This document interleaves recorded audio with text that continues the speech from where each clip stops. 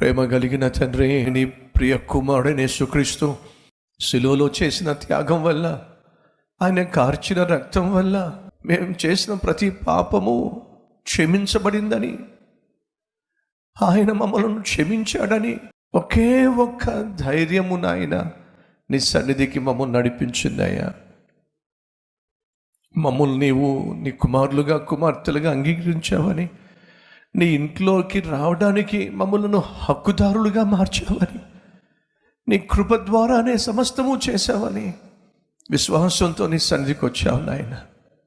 నీతిమంతులమని కాదయ్యా, నీతి కలిగిన దేవుడు అని నీ మీద నమ్మకంతో వచ్చావు నాయన. వచ్చిన నన్ను మమ్ములను అరికాలు మొదలుకొని నడి నెత్తి వరకు నీ రక్తములో కడిగి శుద్ధీకరించాయా. మలినమైనది ఏది కూడా నాలో మాలో